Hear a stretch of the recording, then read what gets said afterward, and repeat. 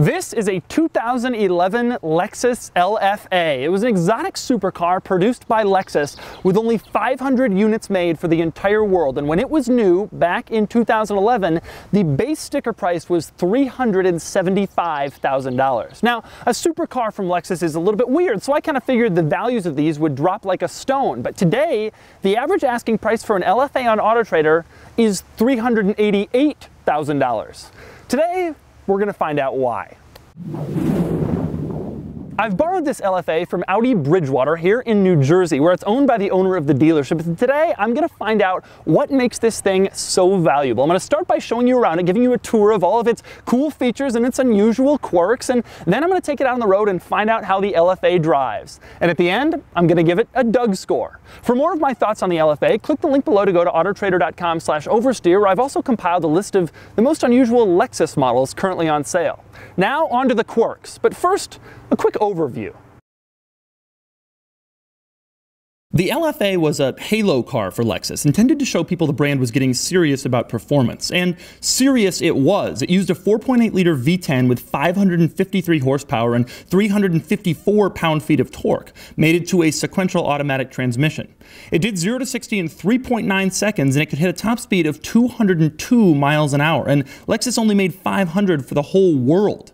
And yes, the LFA cost nearly $400,000 back in 2011. And yet, nobody ever really talks about this car like they do Ferrari, Lamborghini, and other exotic cars. More on that in a few minutes. Now, on to the quirks. Now I'm going to start by showing off all the weird quirks and features of the LFA's interior, starting with its trunk. Now you may have thought that this was the LFA's trunk back here, but it isn't. It turns out the LFA is actually a hatchback. I had no idea. The glass opens. In order to release the glass, there's no button on the key fob to release it. There's actually a little button inside the interior. You push it, and this pops open, and you can open it up. And once you open it up, you'll discover the most ridiculous do-it-yourself cargo cover you'll ever see in a $400,000 car. It doesn't even cover all the cargo. In this particular model, underneath that cargo cover are all the books and manuals. There are many of them. And there are some gems in these things. For one thing, the sheer number of books and papers and manuals and guides you get with this car is absolutely unbelievable. This here is the LFA Introduction and Orientation Manual.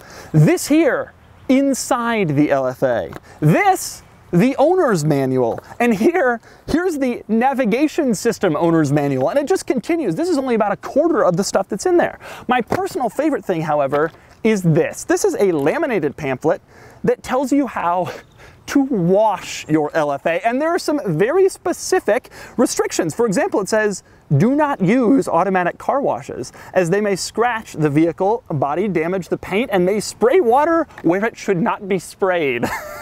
There are actually some instructions in here on where you shouldn't spray water, specifically the rear and the front on top of the hood. It says, do not aim the head of the nozzle at the hood grills or radiator grills. Doing so may negatively affect the engine. This pamphlet goes on. There's 3 sides to it, front and back, about washing your LFA. This thing will add value one day at the classic car auctions in the future. Now, speaking of the trunk, it's not exactly huge. This isn't a car I would take on really long road trips, but it does come with that cool LFA bag that holds all the stuff, and that would be just about the coolest thing you can carry on an airplane. Oh yeah, I got my LFA bag. Yeah, I got an LFA, no big deal.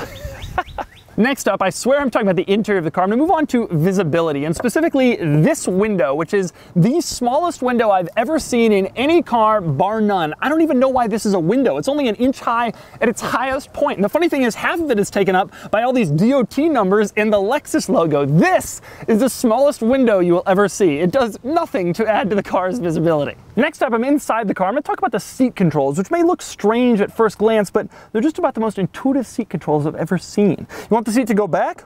Push it back. You want the seat to come forward? Pull it forward. It's actually really simple, and it works really well. I wish all cars had this. Also down here is the heated seat controls, 0, 1, 2, 3, and there's a little button you can press if you want to access the area behind the seats, which is pretty small.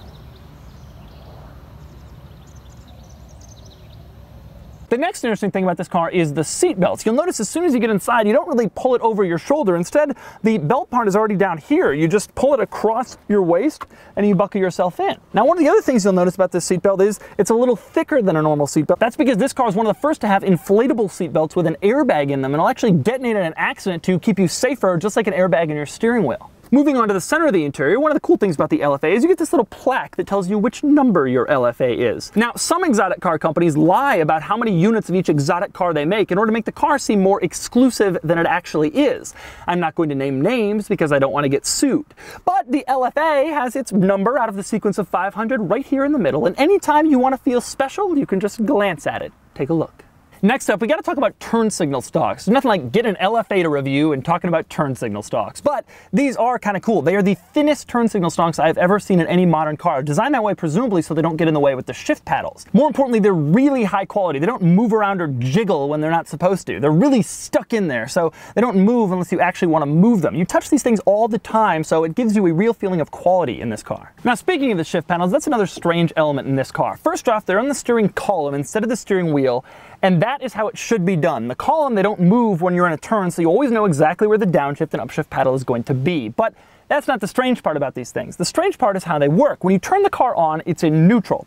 In order to get it to go, you have to actually pull the right paddle, the plus paddle. There's no PRND drive selector in the middle. Instead, you pull the right paddle and then you're in first. Now, let's say you want to get it back into neutral. Pull both paddles. That's pretty common in cars like this. The unusual thing is what happens when you want to get it into reverse. Look all around the interior and you will not find the button for reverse. Reverse gear is over here on the left of the steering column. You pull it toward you only when you're in neutral and the car goes into reverse. The other crazy thing, if you're in reverse and you want to go back into first, you can't go directly. You have to go reverse, neutral, and then pull the right paddle and you're back in first. And that's the strange and interesting tale of the Lexus LFA shift paddles. But one of the things I like most about this car is the gauge cluster. Now these days, every exotic car has a gauge cluster that changes color and shape and size based on whatever mode you're in, but this car pioneered all that. The way it works in this car is cooler than most cars even today. Push this little button on the steering wheel and the entire tachometer shifts over to give you some menu options. Now in most cars it's all digital, but in this thing it's both digital and an actual physical tachometer that shifts over. It looks really cool. When you put it in sport mode, the tachometer completely changes from a regular normal one to a sportier, more aggressive one with red and white. The other cool thing I noticed the LFA does when you put it in sport mode, it just skips a couple of the numbers at the bottom of the tachometer. You no longer need to know when you're at 1,000 or 3,000 RPM. That doesn't matter. All you have to do is focus on the top part. Finally, another cool thing the gauge cluster does is when you turn off the car, everything sort of turns off one by one until the last things go away, the tachometer needle and then the gear you're in, and then it's all gone. It's very cool. It seems like the future. The other really cool thing about the gauge cluster in this car is that the red line is variable based on how warm the car is. So when you first turn on, it's right around 6,000 RPM, and you can see that it just inches up little by little. Right now the car is fully warm, and so the red line is close to 9,000 RPM, and it just does that over time. That is a really cool idea that very few other cars do. Another one of my favorite features of this car is these buttons in the center.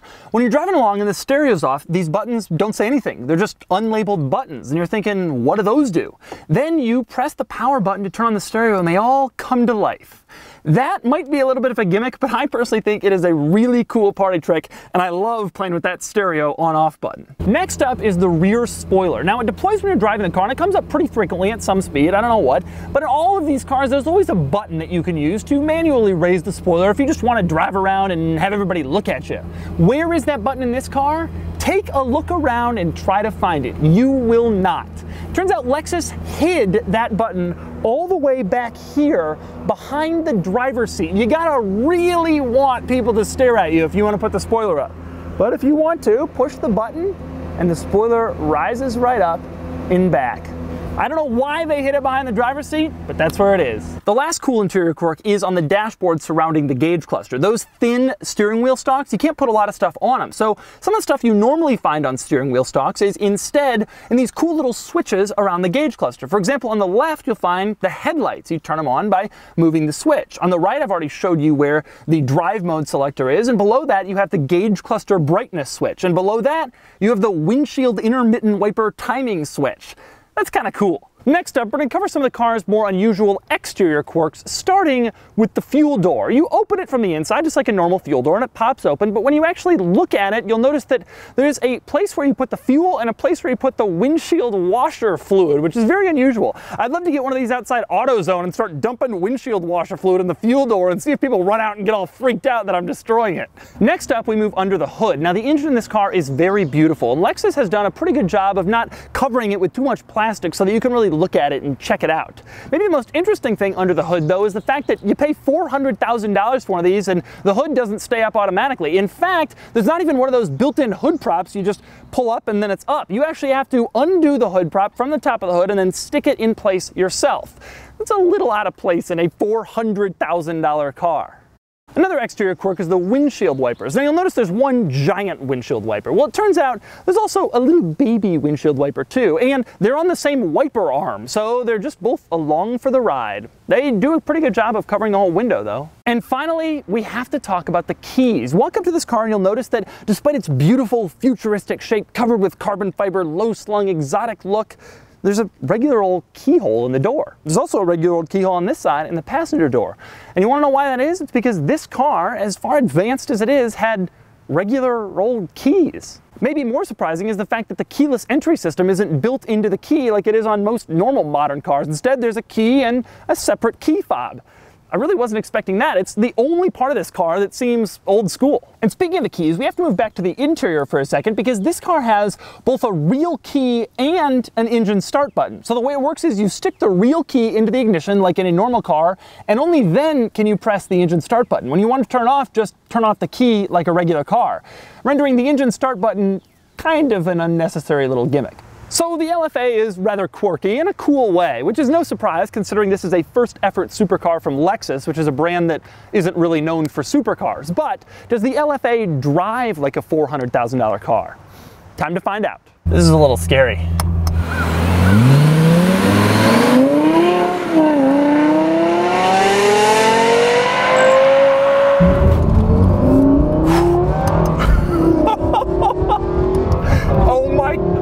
That sound, it's like a Formula One car. Yeah. That is crazy.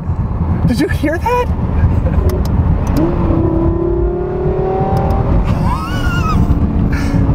Wow, that is one of the great sounds.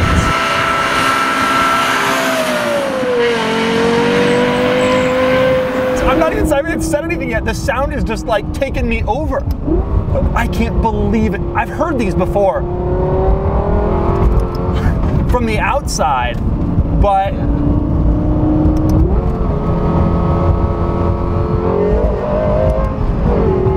oh my God, that sound is unbelievable. That is unbelievable. That is the best sounding car I've ever heard in my life. I've been driving this car 2 minutes. Yeah. I swear this is the best sounding car I've ever heard. This is the kind of car that the people in this area call the cops even though we're going like 30, just because they hear it.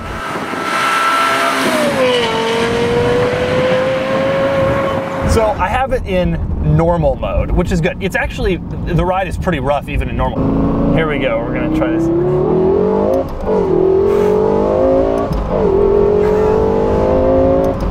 Wow, it's so fast. It is so fast. But the transmission dulls the experience a little bit because it just doesn't provide that immediate upshift like a modern dual clutch does. However, when you get into those high revs, you hear that sound. All right, we're in a nice corner here. Wow. Holds the line very well. It's very planted. There's no body roll at all. The steering's a little more vague than you want, a little less precise. With every generation of these supercars, things just get a little bit better and a little bit better. And this being a Lexus, I kind of didn't think it would have the most precise steering, and that's true. The car is very planted to the ground like you'd expect. Wow. The sound, I just can't.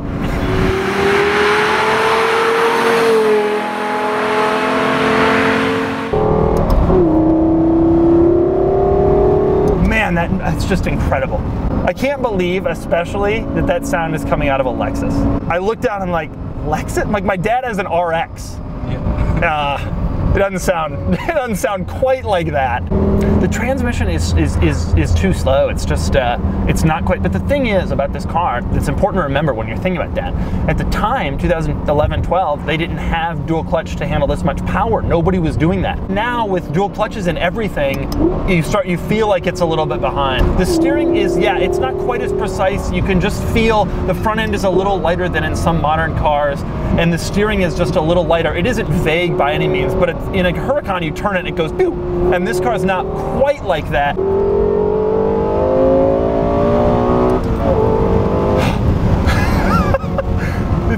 It's wildly fast. But the thing is, the speed is almost the second story to this car, to the sound. I cannot believe how it sounds.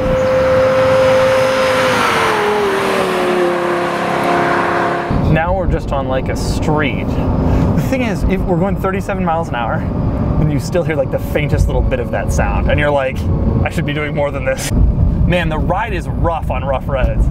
Even, I'm having comfort mode right now, and the ride is like, this isn't the Lexus you get in if you want to just go to the store. There are a lot of other Lexuses for that.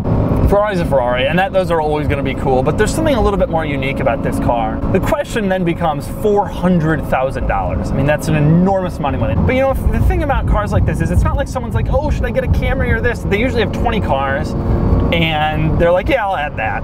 And so to people like that, yeah, it probably is worth $400,000. It's another name in the collection, and there's only 500 of these in the entire world. You know, if I saw this car, I would flip. Like, here's an RX. This guy has no idea, right? Nobody has any idea. It's kind of funny. This is probably the $400,000 car that you can drive and get the least amount of attention if you want.